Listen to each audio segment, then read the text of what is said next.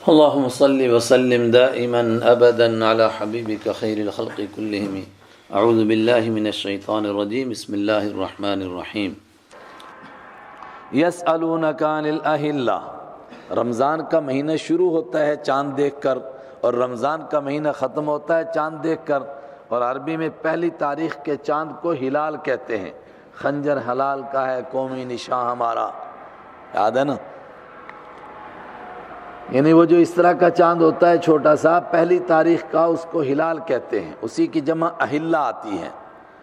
تو روزوں کا ذکر آتے ہی لوگوں کو چاند کا خیال آیا، تو حضرت رحمت عالم صلی اللہ علیہ وسلم سے سوال ہوا کہ یہ چاند کا کیا چکر ہے؟ یہ پہلے چھوٹا سا نکلتا ہے، پھر بڑھتا ہے، پھر بڑھتا ہے، پھر جوان ہوتا ہے، اور پھر گھٹنا شروع ہوتا ہے، حتی عاد کالعرجون القدیم، یہاں تک کہ کھجور کی پرانی لکڑی کی طرح پھر ویسے ہی بیچارہ سوکھ جاتا ہے۔ یہ کیا چکر ہے اس کا؟ آگے ایک جواب دیا گیا، اور اس جواب میں سوال کرنے کا سلیقہ بھی سکھایا۔ سوال یہ تھا کہ گھٹتا اور بڑھتا کیوں ہے؟ جواب یہ نہیں دیا کہ گھٹتا اور بڑھتا کیوں ہے، فرمایا اللہ کی قدرت سے بڑھتا ہے، اللہ کا ایک نظام ہے، اس سے گھٹتا اور بڑھتا ہے۔ اگر تم کو معلوم ہو گیا تمہیں کیا فائدہ؟ اور یہ جغرافیے کی چیزیں، یہ گہری باتیں عام آدمی کی سمجھ میں جلدی سے آتی بھی نہیں۔ تم یہ سمجھو کہ یہ معلوم کرو کہ اللہ نے یہ نظام رکھا کیوں ہے چاند کے گھٹنے اور بڑھانے کا۔ فرمایا یہ انٹرنیشنل سطح کی ایک گھڑی ہے، اس سے لوگوں کو وقت پتہ چلتا ہے، مہینے کی ابتدا کا پتہ چلتا ہے، مہینے کی انتہا کا پتہ چلتا ہے، مہینے کے وسط کا پتہ چلتا ہے۔ یہ انٹرنیشنل سطح کی جنتری ہے، اس سے تاریخ کا پتہ چلتا ہے۔ قل ہی مواقیت للناس، آپ کہہ دیجئے کہ یہ لوگوں کے لیے وقت بتانے کا آلہ ہے۔ اور عربوں کی انتہائی پسندیدہ چیز حج، دور جہالت میں بھی حج کرتے تھے، آئے گا آگے، مگر جہالت کے ساتھ کرتے تھے۔ اسلام نے حج کو باقی رکھا مگر جہالت کو رخصت کیا۔ وہ حج جہالت کے ساتھ کرتے تھے، کیا جہالتیں تھی وہ ابھی آ رہا ہے، ننگے ہو کر طواف کرنا وغیرہ۔ فرمایا خاص طور سے چاند ہی تو حج کو بتانے کا ذریعہ ہے۔ اگر چاند نیا نہ چڑھے اور تاریخ نہ بدلے تو 10 تاریخ ذی الحجہ کی کیسے معلوم ہو؟ پھر حج کیسے کیا جائے؟ یہ لوگوں کے لیے وقت بتانے کا آلہ ہے، والحج، اور حج بتانے کا آلہ ہے۔ حج کا تذکرہ چلا تو فوراً حج کے کچھ باتیں چل پڑیں، اور آئندہ 2 رکوع میں حج کی ہی باتیں ہیں۔ لیکن بات میں سے بات کیسے نکلتی ہے اس پر ذرا دھیان دیجئے۔ حج کا ذکر آیا تو بس ذکر چھڑا تھا تیری زلفوں کا کہ قیامت کا تذکرہ آ گیا، سمجھے نہیں؟ جیسے بات چھڑتی ہے تو فوراً آدمی کا دھیان ادھر جاتا ہے۔ حج کا ذکر ہوا تو فوراً بتایا گیا کہ حج اس طرح کرنا ہے، اور حج میں لوگوں نے کچھ جہالتیں شامل کر لی تھی۔ پہلے ان کا تذکرہ، کیا عجیب قسم کی جہالت تھی۔ عرب کے لوگ دور جہالت میں حج کا احرام باندھ کر یا عمرے کا احرام باندھ کر گھر سے نکلتے تھے، اور پھر اچانک یاد آیا کہ فلاں چیز چھوٹ گئی ہے، اپنا حج کا سامان ہی چھوٹ گیا ہے، اس کو لینے کے لیے واپس گھر جاتے تھے۔ کہتے تھے ابھی جس دروازے سے نکلے تھے اسی سے واپس جائیں، یہ ہماری غیرت گوارا نہیں کرتی، اب دوسرے طریقے سے جائیں گے۔ کیسے؟ پیچھے سے گھر میں سوراخ کرتے تھے، دیوار توڑتے تھے، اور پھر اس میں سے گھس کے واپس نکلتے تھے۔ تو پوچھا اس دروازے سے کب جاؤ گے؟ کہا جب تک حج نہ ہو جائے، عمرہ نہ ہو جائے، جس دروازے سے نکلے تھے اس سے واپس نہیں جائیں گے۔ قرآن پاک نے کہا اس سے نیکی کا کیا تعلق ہے؟ اس سے انسان کا تزکیہ کیسے ہوگا؟ اس سے تقوی کیسے نصیب ہوگا؟ اس سے اللہ کی قرب نصیب ہو جائے، اس کا اس سے کیا تعلق ہے؟ لیس البر ولیس البر، اور نہیں ہے یہ کوئی نیکی ان تأتوا البیوت من ظہورها، کہ تم آؤ گھروں میں گھروں کی پیٹھوں سے، گھروں کی پشتوں سے۔ یہ کون سی نیکی ہے؟ پھر نیکی کیا ہے؟ وَلَكِنَّ الْبِرَّ مَنِ اتَّقَى، پیچھے ابھی عرض ہوا نا، وَلَكِنَّ الْبِرَّ اصل میں کیا ہے؟ بِرُّ مَنِ اتَّقَى، مگر لیکن نیکی ہے اس آدمی کی نیکی اتقا، جس نے تقوی اختیار کیا، جس نے پرہیزگاری اختیار کی۔ اور اگر احرام باندھنے کے باوجود گھر آنے کی ضرورت پیش آ جائے تو کہاں سے آؤ؟ وَأْتُوا الْبُيُوتَ مِنْ أَبْوَابِهَا، اور آؤ گھروں میں من ابوابها، ان کے دروازوں سے آؤ۔ وَاتَّقُوا اللَّهَ لَعَلَّكُمْ تُفْلِحُونَ، اور ڈرو اللہ سے تاکہ تم فلاح پا جاؤ، تقوی اختیار کرو اللہ کا تاکہ تم کامیاب ہو جاؤ۔ آگے فوراً جہاد کا تذکرہ ہو گیا، حج کی بات چلی، جہاد کا تذکرہ یہ کہاں سے ہو گیا؟ میں نے کل عرض کیا تھا کہ کچھ باتیں اس دور کے لحاظ سے آدمی سمجھتا ہے، لیکن جب بعد میں کہی جائیں تو اس کو ریکارڈڈ چیزیں سنائی جائیں تو بندے کو عجیب لگتا ہے۔ جب صحابہ کو یہ کچھ سنایا جا رہا تھا، یہ وہ دور تھا جب مکہ کے اوپر مشرکین کا قبضہ تھا، تو وہاں کیسے جائیں حج کرنے کے لیے، کیسے بیت اللہ کا طواف کریں؟ اور بعض حضرات نے کہا نہیں، یہ واقعی صلح حدیبیہ کا ہے، اور صلح حدیبیہ کے موقع پر صحابہ عمرہ کرنے کے لیے جا رہے تھے، تو اچانک عجیب خلجان آنے لگے۔ کیا؟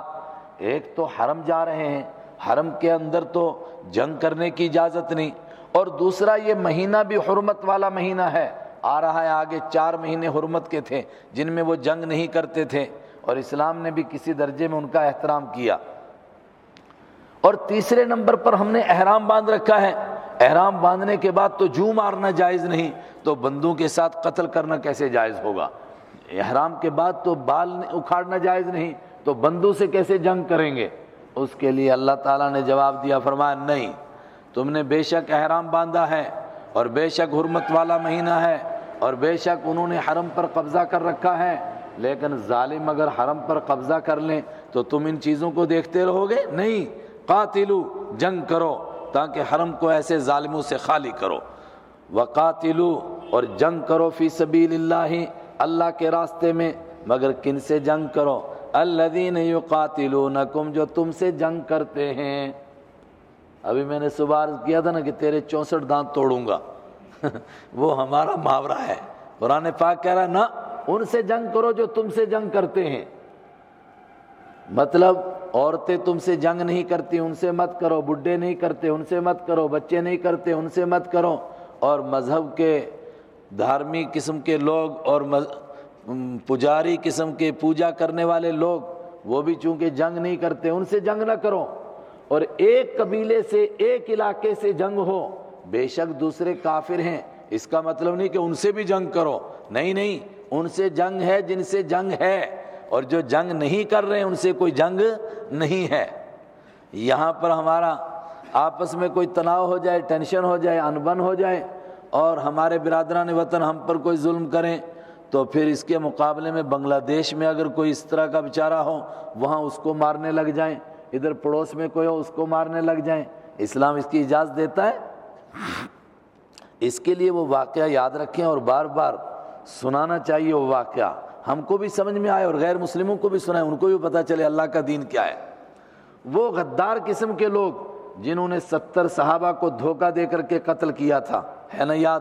بیر معونہ، 70 ہم بول دیتے ہیں لیکن تھے کتنے؟ 68، چونکہ ایک تو لاشوں کے نیچے چھپ گئے تھے، لاش چھپ گئے، میں نے غلط کہہ دیا، لاشوں کے نیچے رہ گئے تھے، صحابہ چھپنے والے نہیں تھے، اور دوسرے وہ جو جنگل میں جانور چرانے گئے تھے، یا بعض نے کہا لکڑی لانے گئے تھے، تو کتنے رہ گئے؟ 2 تھے کل 70، تو 68 ہی رہ گئے، لیکن عمومی طور پر 70 لکھ دیتے ہیں، 70 بول دیتے ہیں۔ جب ان میں سے ایک صحابی واپس آ رہے تھے تو راستے میں انہوں نے ایک کافر کو، جیسے وہ کافر ایسا یہ بھی کافر تھا، اس آدمی کو قتل کر دیا تھا اسی کی تلوار سے۔ بارش ہو رہی تھی نا، تو دونوں ایک سائے میں بیٹھے، تو بیٹھے تھوڑا تعارف ہوا، ہاں بھائی تم کہاں کے؟ میں یہاں کا، تم میں کہاں کا؟ میں بہت دور کا ہوں۔ تو تب اس کی تلوار دیکھی، عرب کے لوگ بکریاں چرانے والے بھی تلوار رکھتے تھے، نے کہا بھائی تمہارے پاس تلوار بڑی زبردست ہے، اس نے فٹافٹ نکالی، کہتا ہے یہ تو ہندی تلوار ہے، ہندی تلواریں بڑی مشہور رہی ہیں۔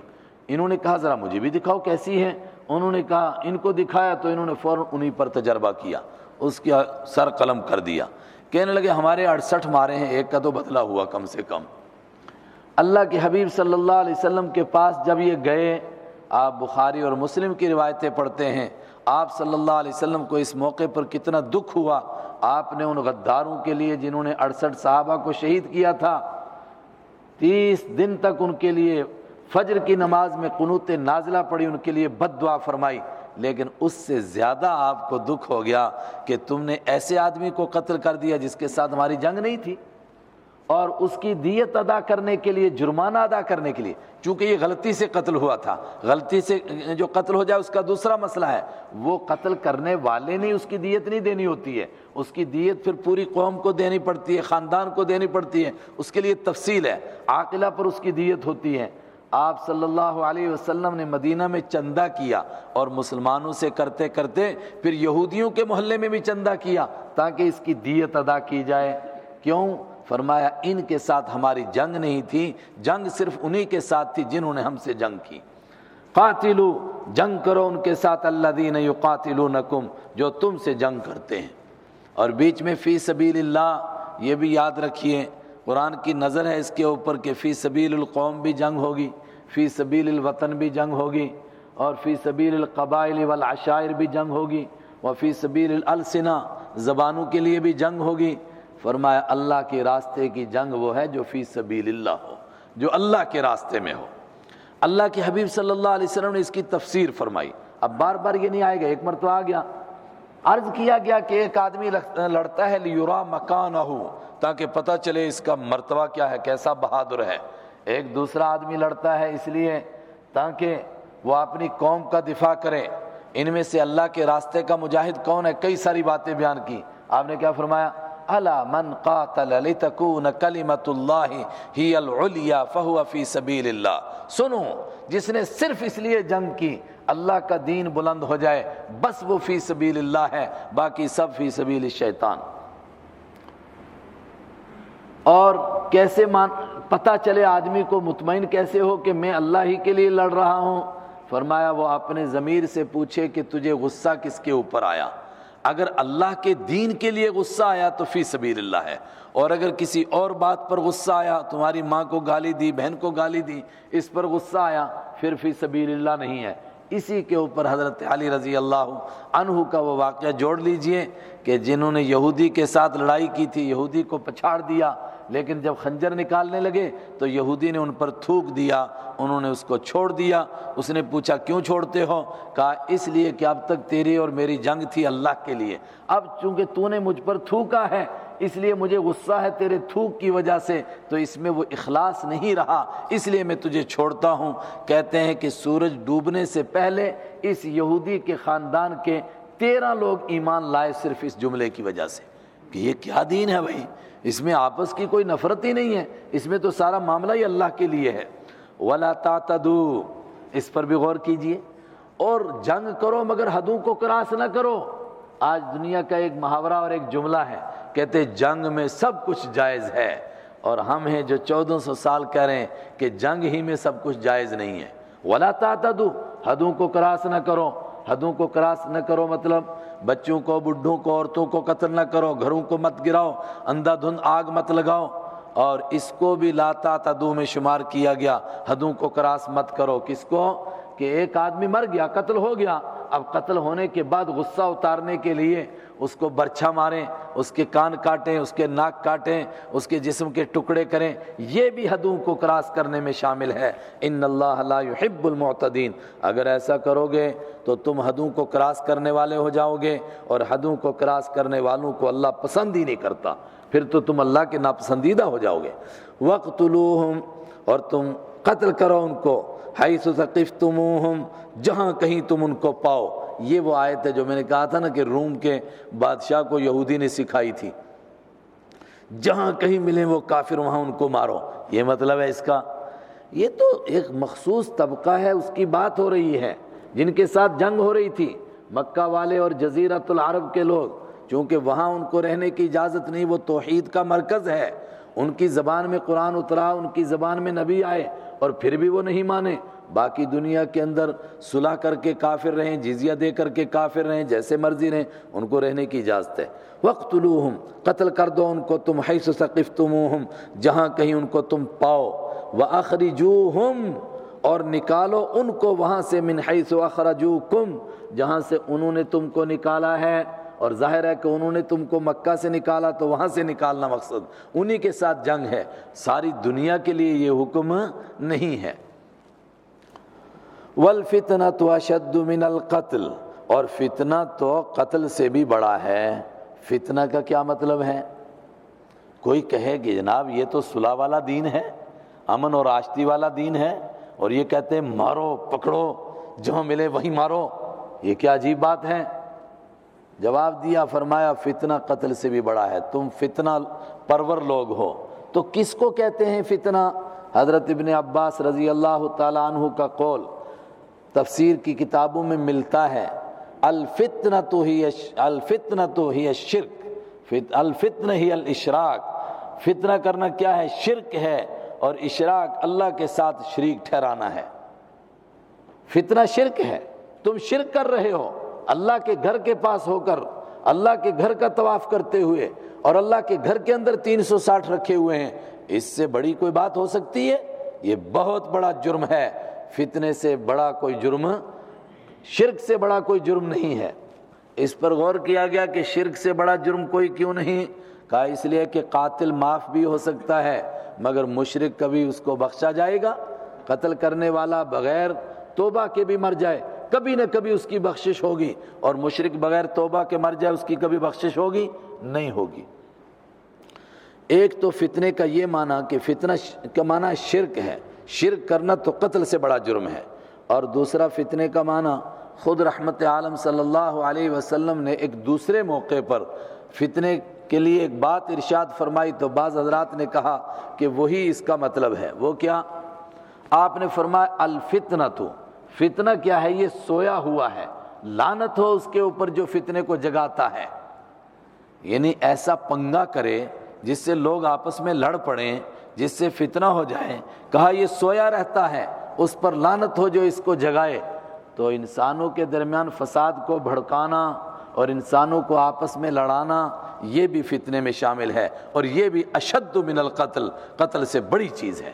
تم نے صحابہ کو مکہ سے نکالا اور وہاں اللہ کی عبادت کرنے سے منع کیا، یہ چھوٹا جرم ہے، اور آپ کہتے ہو کہ یہ حرم کے اندر جنگ کرتے ہیں، وَلَا تُقَاتِلُوهُمْ عِنْدَ الْمَسْجِدِ الْحَرَامِ، لیکن پھر بھی سنو، تم ان کے ساتھ جنگ نہ کرو مسجد حرام میں، حَتَّى يُقَاتِلُوكُمْ فِيهِ، یہاں تک کہ وہ جنگ کریں تمہارے ساتھ فیہ، مسجد حرام کے اندر ہی، جب تک وہ اپنی طرف سے ابتدا نہ کریں تو تم ادھر سے ابتدا نہیں کرنا، یعنی ان کو چھیڑنا نہیں، اور اگر وہ چھیڑیں تو پھر چھوڑنا نہیں۔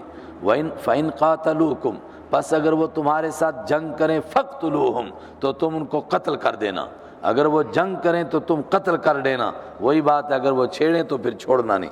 كَذَلِكَ جَزَاءُ الْكَافِرِينَ، ایسی ہی سزا ہوتی ہے کافروں کی۔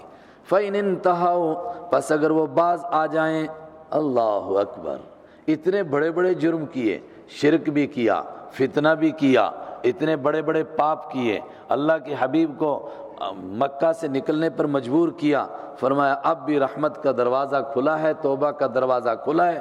فَإِنِ انْتَهَوْا، پس اگر وہ باز آ جائیں گے تو اللہ تعالیٰ بہت بخشنے والا، بہت رحم کرنے والا ہے، اب بھی پچھلے سارے گناہ معاف کرے گا، اور معافی کیا کرے گا؟ غفور کے معنی پردہ ڈال دے گا، یعنی ان کے گناہ باقی نظر ہی نہیں آئیں گے۔ اور دوسرے مقام پر کیا کہا؟ نکفر، ہم ان کو مٹا ڈالیں گے، ان کے ریکارڈ میں ہی موجود نہیں رہیں گے۔ بے پناہ رحم کرنے والا ہے۔ وَقَاتِلُوهُمْ حَتَّى لَا تَكُونَ فِتْنَةٌ، اور جنگ کرو تم ان کے ساتھ یہاں تک کہ فتنہ باقی نہ رہے۔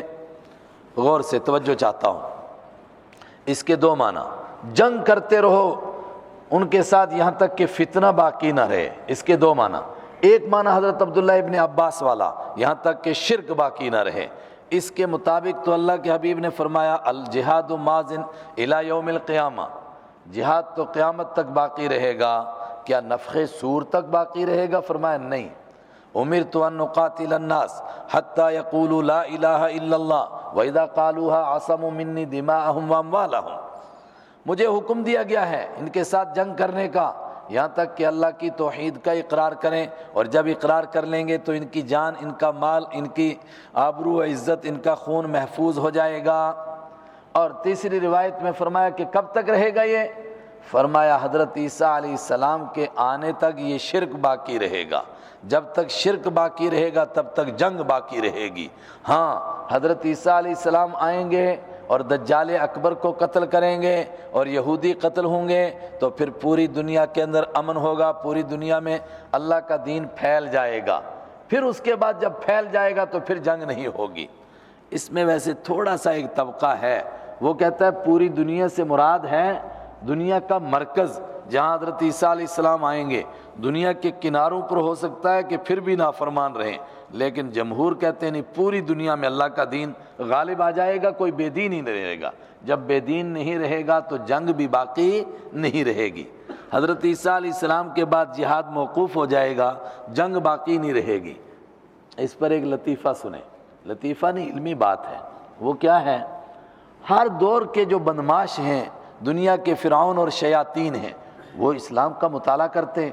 ان کو معلوم ہے کہ مسلمانوں کا تصور ہے کہ جب عیسیٰ علیہ السلام آئیں گے تو جہاد موقوف ہو جائے گا، اس لیے وہ ہمیں قتل کر کے، ان کو ڈر ہے کہ اب یہ ہمارا نمبر نہ لگائیں، تو وہ فوراً ہمارے اندر کچھ عیسے کھڑے کرتے ہیں، بناوٹی عیسے، تاکہ امت سمجھے کہ بھئی عیسیٰ آ گیا ہے، اب جہاد موقوف ہو گیا ہے۔ انگریزوں نے یہ قادیانی کھڑا کیا عیسیٰ، لیکن وہ ہمارے محاورہ ہے، ہمارے ہیں جب گائے مر جاتی ہے نا تو اس کی کھال اتار، وہ گائے نہیں، گائے کا بچڑا، تو اس کی کھال اتارتے ہیں نا، اس میں بھس بھرتے ہیں۔ بٹھنڈی والے اس بھس کو کہتے ہیں کھڑ، تو اس کا وہ کھال کا بچہ بنا کر تیار کر لیتے ہیں۔ کس لیے؟ تاکہ گائے سمجھے کہ میرا بچہ ابھی نہیں مرا، تو وہ دودھ دیتی رہتی ہے، اس کو بولتے ہیں کھڑ بچہ۔ یہ بھی کھڑ بچے کی طرح اسے کھڑے کرتے ہیں، جس طرح وہ بچہ نہیں بنتا ہے بھس بھرنے سے، اس طرح یہ عیسے بھی نہیں بنتے ہیں۔ اور دیکھا مر گیا مردود قادیانی۔ کہاں وہ چیزیں ہوئیں جو حضرت عیسیٰ علیہ السلام کے بعد ہوں گی؟ عیسیٰ علیہ السلام کے بعد یقتل الخنزیر ویکسر الصلیب، کہاں وہ باتیں آئیں؟ وہ سب کی سب باقی ہیں۔ ایک تو فتنے کا یہ معنی کہ جب تک حضرت عیسیٰ علیہ السلام آئیں گے تب تک یہ سلسلہ جاری رہے گا۔ دوسرا فتنے کے معنی اس حدیث کے مطابق کہ دنیا میں شیطانی طاقتوں کے پاس اتنی طاقت رہے کہ اللہ کے دین کے قبول کرنے والے کو دین سے ہٹانے کے لیے مجبور کریں، تب تک جنگ کرو۔ مطلب شیطانی طاقتوں کو اتنی طاقت رہے کہ جو ایمان قبول کرتا اسی کو مار مار کر کے کوشش کرتے ہیں کہ دوبارہ کافر بنائیں۔ یہ الگ بات ہے کہ ابھی تک تاریخ میں ہم کو ایسا کوئی واقعہ نہیں ملا کہ کسی کو مار مار کر کے لوگوں نے اسلام سے پھیر دیا ہو اور کافر بنا دیا ہو، مگر کوشش تو کر رہے ہیں۔ تو جنگ کرو جب تک فتنہ ختم نہ ہو جائے، جب تک یہ طاقتیں ختم نہ ہو جائیں، اور جو اللہ کا دین قبول کرنا چاہے وہ اپنی مرضی سے قبول کریں۔ جب کافر بننے کے لیے ہم کہتے جو کافر بنے اپنی مرضی سے بنتا ہے، کافر ہونے کی وجہ سے اس کو قتل نہیں کیا جائے گا، صلح کر کے رہتا ہے، جزیہ دے کر رہتا ہے، رہے دنیا میں۔ جب کافر کو رہنے کا حق ہے تو مومن کو بھی تو رہنے کا حق ہونا چاہیے۔ جنگ کرو یہاں تک کہ فتنہ نہ رہے، یعنی یہ طاقتیں ان کی پسپا ہو جائیں۔ وَيَكُونَ الدِّينُ كُلُّهُ لِلَّهِ، اور دوسرے مقام پر ہے وَيَكُونَ الدِّينُ كُلُّهُ لِلَّهِ، دین سارے کا سارا اللہ کے لیے ہو جائے۔ سارے کا سارا دین تو حضرت عیسیٰ علیہ السلام کے زمانہ میں، اور اس سے پہلے دین اللہ کے لیے ہو جائے، یعنی لوگ تسلیم کر لیں کہ جس کو دین کہا جائے وہ اللہ ہی کا دین ہے۔ فَإِنِ انْتَهَوْا، پس اگر وہ اب بھی باز آ جائیں گے، فَلَا عُدْوَانَ، تو کوئی زیادتی نہیں، کوئی ظلم نہیں، إِلَّا عَلَى الظَّالِمِينَ، مگر ظالموں پر۔ جو ظلم کرے گا اس کا بدلہ ہوگا، اس کو سزا دی جائے گی، جو باز آ جائے گا اس کو کوئی سزا نہیں۔ میں نے عرض کیا کہ عربوں کے ہاں 4 مہینے تھے، ان کو وہ عزت والا مہینہ کہتے تھے، حرمت والا مہینہ، ان میں وہ جنگ نہیں کرتے تھے، اور وہ حضرت ابراہیم علیہ السلام سے چلے آ رہے تھے۔ وہ 4 مہینے کیوں تھے؟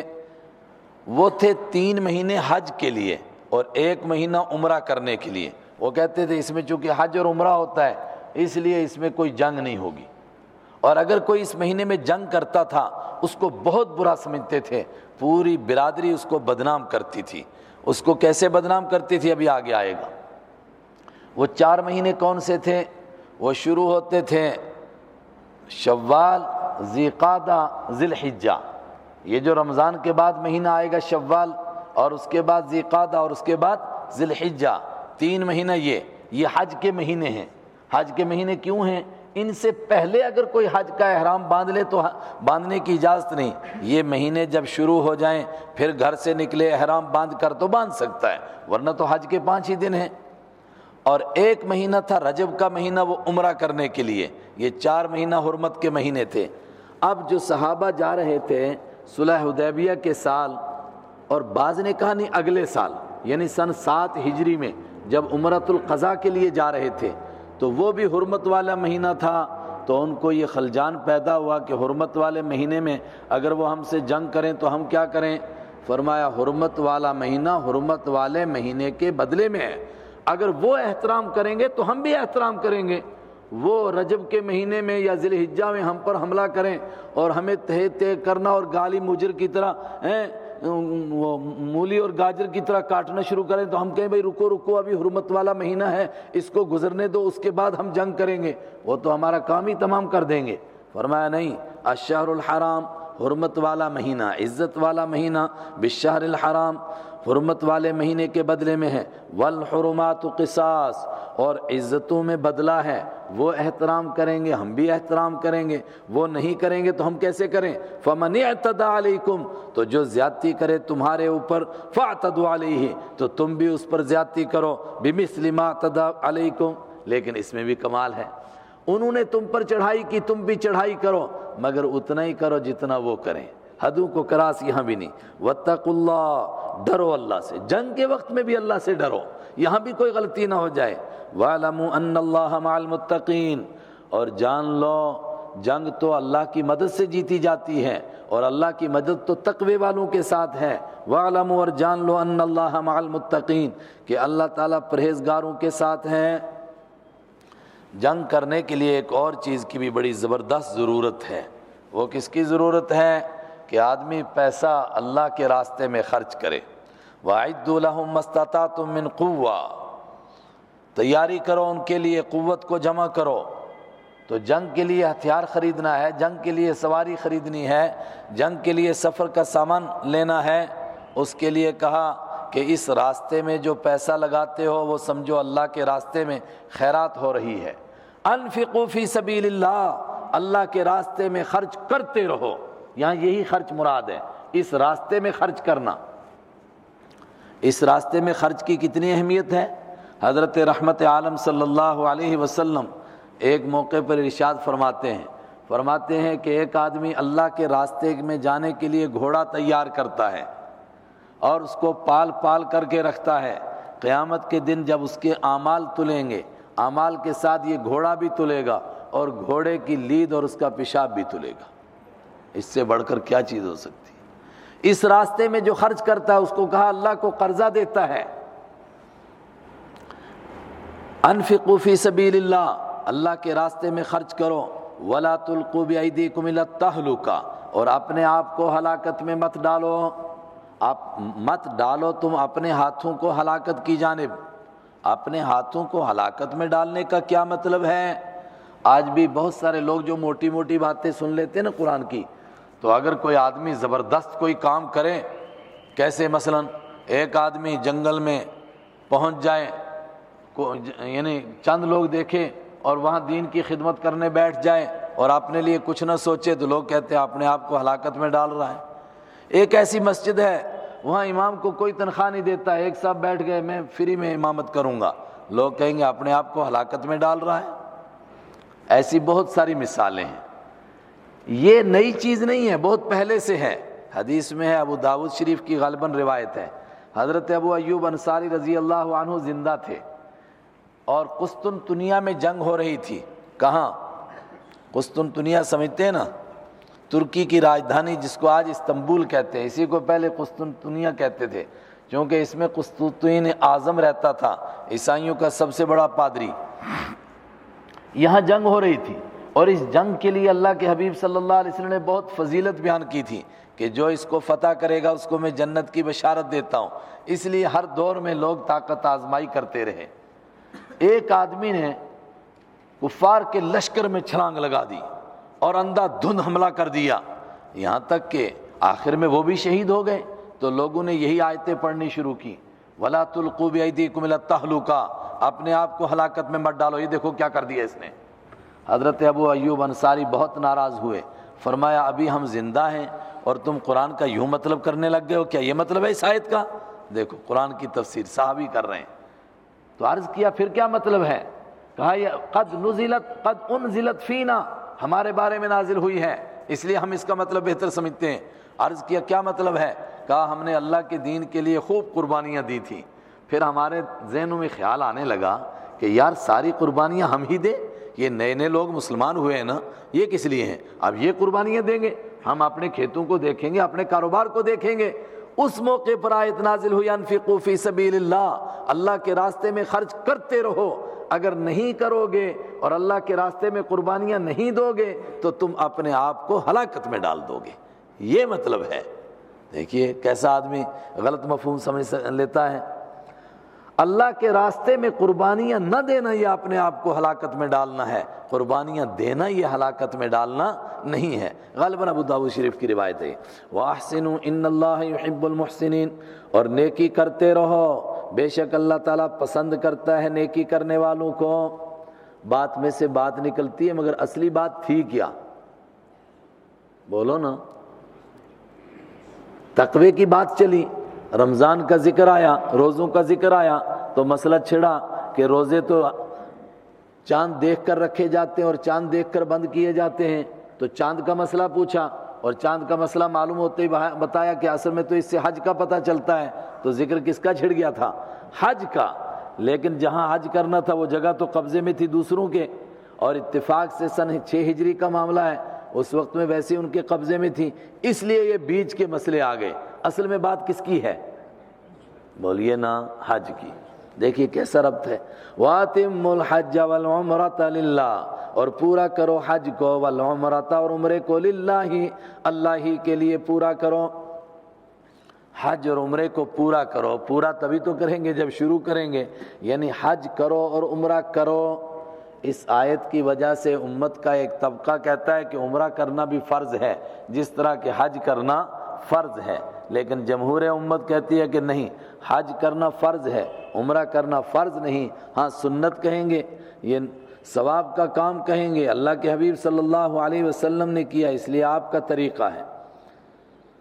حج کرنے کے لیے آدمی چلا، لیکن ابھی تو تذکرہ تھا کہ مکہ پر ان کا قبضہ ہے، اور بات بھی یہی ہو گئی تھی کہ صحابہ چلے اور حدیبیہ کے مقام پر پہنچے، یہ مکہ المکرمہ سے کچھ کلومیٹر کے فاصلے پر ہے، اور اس میدان کی ایک خاص بات ہے، آدھا میدان حرم کے اندر ہے اور آدھا میدان حرم کے باہر ہے، اسی لیے یہاں پر کچھ مسائل بھی پیش آئیں گے۔ یہاں پہنچے تو مکہ والوں نے روک دیا کہ آگے ہم آپ کو نہیں بڑھنے دیں گے۔ آپ نے حضرت عثمان رضی اللہ عنہ کو بھیجا کہ مکہ والوں کو بتاؤ ہم جنگ کرنے نہیں آئے، صرف عمرہ کرنے آئے، عمرہ کر کے واپس چلے جائیں گے، اور عمرہ سے تم کسی کو منع نہیں کرتے ہو، پھر ہم کو کیوں منع کرتے ہو؟ لیکن انہوں نے پھر بھی روکنے کی کوشش کی۔ وہ 80 لوگ مقرر کیے کہ رات کو اچانک حملہ کرو ان کے اوپر اور ان کو قتل کر دو، اور ان 80 نے حملہ کیا۔ انہوں نے سوچا کہ شاید سیکورٹی کا انتظام ہوگا ہی نہیں، اور جب وہ اندر گھسے تو چاروں طرف صحابہ انتظام پہرے کے لیے کھڑے تھے، جیسے اندر گھسے باہر سے صحابہ نے گھیر لیے، وہ 80 کے 80 گرفتار ہو گئے، لیکن پھر بھی ان کو چھوڑ دیا گیا، جنگ نہیں ہوئی۔ تو صلح حدیبیہ کا واقعہ پھر پیش آیا، حضرت عثمان نے بھی ان سے کہا مگر وہ مانے نہیں، آخر میں صلح ہوئی اس بات کے اوپر کہ اس سال واپس جاؤ، آئندہ سال عمرہ کرنے کے لیے آ جاؤ، اس عمرے کی قضا کرو، اس سال نہیں، اور آئندہ 10 سال کے لیے مزید معاہدہ ہو گیا کہ نہ تم ہم پر حملہ کرو گے نہ ہم تم پر حملہ کریں گے۔ وہ تفصیلی واقعہ صلح حدیبیہ کا یہ واقعہ پیش آیا، اور یہیں سے اللہ کے حبیب کو اور صحابہ کو واپس جانا پڑ گیا۔ لیکن اگر کوئی اس طرح حج کے لیے نکلے اور اس کو روکا جائے اور پھر وہ واپس وہاں سے مڑے تو اس کا مسئلہ کیا ہے، کیسے مڑے گا واپس؟ اس کے لیے مسئلہ بیان کیا گیا۔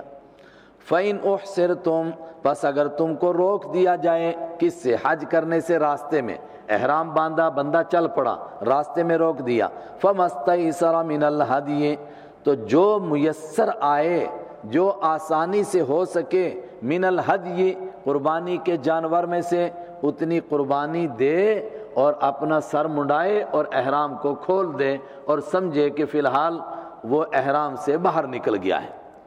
مسئلہ معلوم ہو گیا۔ اگر راستے میں روکا جائے تو کیا کرے؟ وہ ایک قربانی دے اور اپنا سر منڈائے اور احرام کھول دے، اور یہ جو عمرہ یا حج کر رہا تھا اس کی آئندہ قضا کرے گا جب موقع ملے گا۔ یہ جو راستے میں روکا گیا یہاں تو دشمن کی طرف سے روکا گیا، تو کیا دشمن ہی ضروری ہے یا کسی اور وجہ سے بھی روکا جائے؟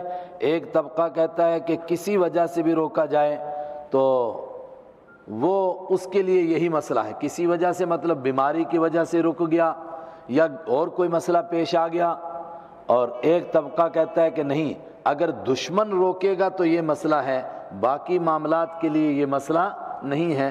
احناف کہتے ہیں کہ کسی طور پر بھی روکا جائے تو وہ ہدی دے، لیکن یہ جو قربانی کا جانور ہے یہ کہاں قربانی کرے، اس میں اختلاف ہوا۔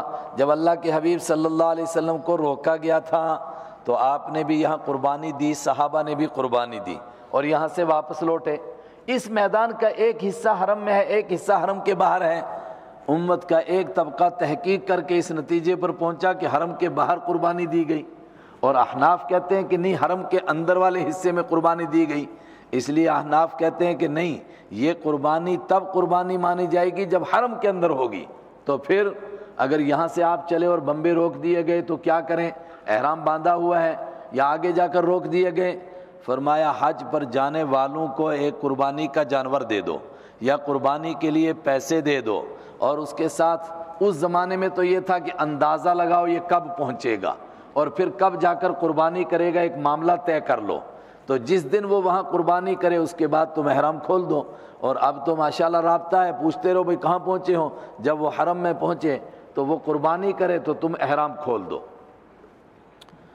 احناف کہتے ہیں کہ یہ حرم کے اندر ہوئی تھی، اس لیے وہ کہتے ہیں کہ حرم کے اندر ہی یہ قربانی کرنا ضروری ہے۔ دوسرے حضرات کہتے ہیں کہ نہیں، حرم کے باہر ہوئی تھی، اس لیے وہ کہتے ہیں کہ اگر باہر کر دے، جہاں روکا گیا ہے وہیں قربانی کر دے، اس کی بھی اجازت ہے۔ یہاں ایک مسئلہ ہے، ویسے ہمارے علماء کرام بیٹھے ہیں تو میں آپ سے بھی گزارش کرتا ہوں ذرا اس پر غور کریں۔ جب اللہ کے حبیب صلی اللہ علیہ وسلم یہاں روکے گئے اور صحابہ روکے تو سب روایتوں میں ہے نا کہ آپ نے قربانی دی اور یہاں سے واپس پلٹے۔ یہ قربانی کے جانور کہاں سے آئے؟ تو جواب ملتا ہے کہ قربانی کے جانور ساتھ تھے۔ یہ حضرات حج کرنے جا رہے تھے کہ عمرہ؟ بولیے، عمرہ کرنے جا رہے تھے۔ جب عمرہ کرنے جا رہے تھے تو عمرے والا تو قربانی کا جانور نہیں لے جاتا ہے، وہ تو وہاں قربانی نہیں کرتا ہے۔ یہ جانور کیوں تھے ان کے ساتھ؟ اس کا کوئی تحقیقی جواب تو میرے پاس نہیں ہے، لیکن میں نے جتنی کھود کرید کی، آپ بھی تلاش کیجئے، تو یہ معلوم ہوتا ہے کہ اس زمانے میں قربانی کا جانور ساتھ لے جانے کا رواج تھا، چاہے کوئی حج کے لیے جائے چاہے کوئی عمرہ کے لیے جائے۔ بعد میں یہ طے ہو گیا کہ حج کے موقع پر قربانی کریں، البتہ باقی موقع پر کرنا کوئی ضروری نہیں ہے۔ واللہ عالم بالصواب۔ آپ بھی تحقیق کیجئے، اہم مسئلہ ہے، سیرت کا مسئلہ ہے، ہماری تفسیر کا مسئلہ نہیں ہے یہ کہ یہ جانور کیوں تھے ساتھ۔ وَلَا تَحْلِقُوا رُؤُوسَكُمْ، اور اپنے سروں کو مت منڈاؤ، حَتَّى يَبْلُغَ الْهَدْيُ مَحِلَّهُ، احناف اسی پر کہتے ہیں، اور مت سروں کو منڈاؤ یہاں تک کہ قربانی کا جانور پہنچ جائے محلہ، اس کے اترنے کی جگہ میں، حلال ہونے کی جگہ میں۔ وہ کہتے ہیں کہ پہنچ جائے، پہنچے کون؟ جو چل کر کے جائے گا۔ اس کا مطلب یہ ہے کہ اس کو حرم میں پہنچنا ہے، جب یہ پہنچے گا وہاں تو تب یہ وہاں قربانی ہوگا، تب یہ سر منڈا سکتا ہے۔ جب تک وہ وہاں نہیں پہنچے گا اور قربانی حلال نہیں ہوگا، ذبح نہیں ہوگا، تب تک یہ سر نہیں منڈائے گا۔ یہ تو بڑا لمبا عرصہ ہے، ہو سکتا ہے کہ یہ بندہ آہستہ آہستہ کوئی 2-4 مہینے میں وہاں پہنچے اور تب تک ادھر جوئیں پڑ جائیں سر میں یا بندہ بیمار ہو جائے، تو اس کے لیے تو برداشت نہیں ہوگا۔ آپ کہیں گے ویسے بھی تو جا رہا تھا، لیکن اس وقت میں جو عشق کا جنون چڑھا ہوا ہوتا ہے، اس وقت میں تو پھر یہ جوئیں شوئیں نظر نہیں آتی ہیں۔ منزل ہی پہ ہے نگاہ میری، سنگ میل بھی نہیں آتا نظر مجھ کو، پھر راستے کی چیزیں تھوڑی نظر آتی ہیں۔ اب چونکہ حج سے روک دیا گیا، عمرے سے روک دیا گیا، اب اس کو برداشت کرنا بڑا مشکل ہے۔ لیکن مسئلہ اس کا بھی یہی ہے، اگر کوئی حج پر جا رہا ہو اور اس کو جوئیں پڑ جائیں یا سر میں درد ہو جائے اور حج سے پہلے ہی وہ مجبور ہو جائے سر منڈانے کے لیے، تو کیا کریں؟ فرمایا اللہ کا دین آسان ہے، سر منڈا دے، ہاں البتہ کچھ جرمانہ ادا کرے۔ کیا کرے گا؟ فَمَنْ كَانَ مِنْكُمْ مَرِيضًا، تو جو کوئی تم میں سے بیمار ہو، او بِهِ اذًا، یا اس کے ساتھ کوئی تکلیف لگی ہوئی ہو، مِن رَأْسِهِ، اس کے سر میں، اور جیسا کہ شان نزول ہے اس کے سر میں جوئیں پڑی ہوئی ہوں، ففدیۃ من صیام او صدقۃ او نسک، تو وہ بدلہ دے دے، لیکن کب دے گا بدلہ؟ سر منڈائے گا، اور سر منڈانے کے بدلے میں فدیہ دے گا۔ کس کا فدیہ دے گا؟ من صیام، روزوں کا، او صدقۃ یا صدقے کا، او نسک یا قربانی کا۔ کتنے روزے رکھے، کتنا صدقہ دے، کتنی قربانی دے، یاد رکھیے۔ اگر روزہ رکھتا ہے تو 3 روزے رکھے، حدیث سے ثابت، اور اگر صدقہ دیتا ہے تو 6 مسکینوں کو ایک وقت کا کھانا دے دے، یا نصف سا کے طور پر، جس طرح ایک آدمی کو صدقہ فطر کے طور پر دیا جاتا ہے اس طرح دے دے، او نسکن، اور اگر قربانی کرنا چاہتا ہے تو جو بھی چھوٹا جانور قربانی کیا جا سکتا ہے وہ جانور قربانی کر دے۔ کر دیا قربانی، اب چل پڑے حج کرنے کے لیے۔ تو حج کیسے کرنا ہے؟ توجہ، فرمایا حج 3 طرح سے ہوتا ہے۔ کتنے طریقے سے؟ 3 طریقے کے حج ہوتے ہیں۔ ایک کو حج افراد کہتے ہیں، ایک کو حج قران کہتے ہیں، ایک کو حج تمتع کہتے ہیں۔ حج افراد والے کے لیے قربانی کرنا کوئی ضروری نہیں ہے۔ حج افراد کیا ہے؟ یہاں سے آدمی چلا، حج کا احرام باندھا، حج کی نیت کی، اور وہاں جا کر کے طواف کرے گا، اور پھر سعی بین الصفا والمروہ کرے گا، اور احرام میں باقی رہے گا، اور جب حج کے دن آئیں گے تو احرام تو باقی ہے ہی، پھر چل پڑے گا منی کی طرف، اور پھر عرفات کی طرف، پھر مزدلفہ، اور پھر اس طرح وہ طواف زیارت کر کے اپنا حج پورا کرے گا۔ اس کو قربانی نہیں کرنی۔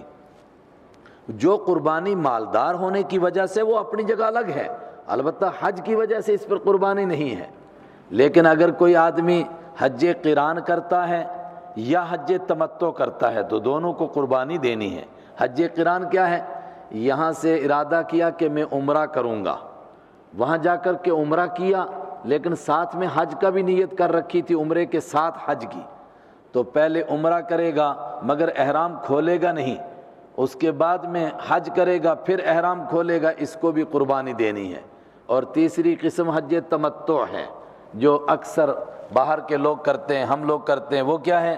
یہاں سے صرف عمرے کی نیت سے جائے اور عمرہ کرے، یعنی طواف کرے، صفا اور مروہ کے درمیان چکر لگائے اور سر منڈائے اور احرام کھول دے، تو پھر حج کے دنوں تک احرام کھولا ہوا رہے گا، عام آدمیوں کی طرح خوب طواف کرتا رہے۔ جب حج کے دن آئیں گے تو پھر یوم الترویہ کو، 8ویں کو پھر احرام باندھے گا، اور پھر یہاں سے منی جائے گا، اور منی سے عرفات جائے گا دوبارہ احرام باندھ کر۔ چونکہ اس نے بیچ میں خوب فائدہ اٹھایا، احرام کھولا اور خوب مزے سے رہا، اس لیے اس کو ایک قربانی کرنا ضروری ہے، اور اس کو دم تمتع دم شکر کہتے ہیں۔